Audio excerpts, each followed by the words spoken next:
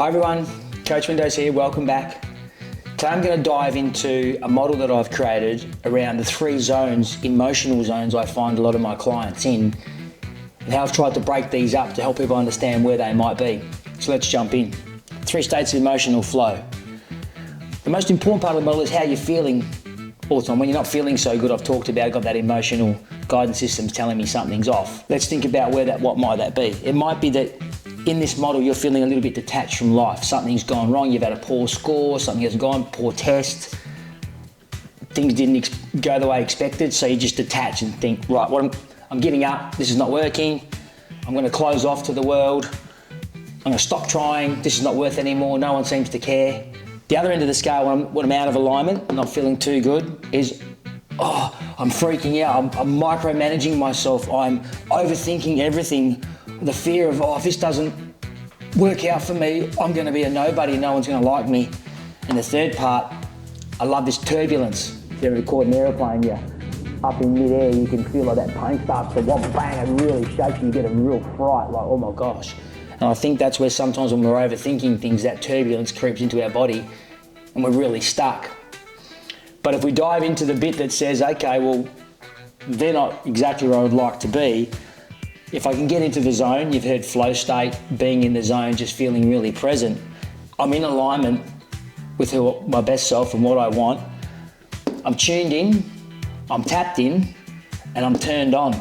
And that euphoric feeling of, wow, this is everything I want to do. Just because things don't go your way once or twice doesn't mean we have to shift our energy to the 2 extremes and start overthinking of why things are happening or detach. A lot of time in micromanagement of the emotions is someone's doing something to me, it's their fault. If they'd stop doing that, I'd feel better about the whole thing. Absolute rubbish. Unless you want to go and ask them what the problem is, then they'll tell you. Other than that, don't guess, because that doesn't lead you to the promised land. Couple of key principles around this model. You've got to learn to shift your energy and become more aware of when you're in the 2 extremes, when you're out of alignment with the best version of yourself. Is it a weak wish or a strong desire to live a life where you feel free and happy and really engaged in being tuned in, tapped in, turned on, and going towards the things that you want, not away from the things that you want?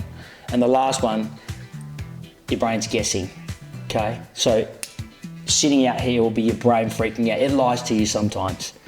And as you follow me more and more, you'll start to hear me say that a little bit more. Don't believe half the things it says, it's making them up based on past life experience that you've stored. Then if that happens, a disruption creeps in, because that's the way that your brain's decided it's going to deal with those things.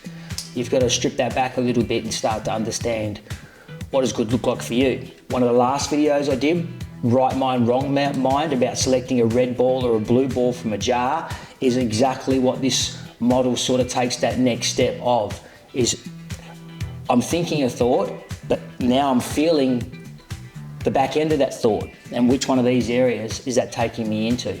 How you do anything is a guide to how you do everything. Think about that for a second. So do you detach when things don't go well?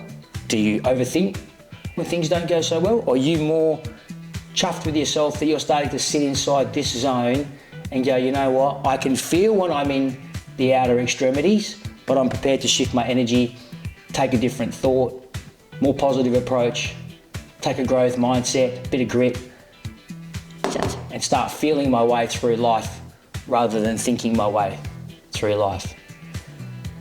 Hope this helps. This is definitely a model I love because it does quite clearly help me when I'm talking to a client.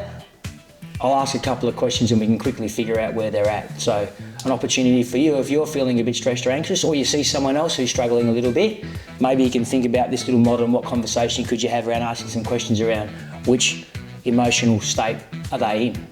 Good luck.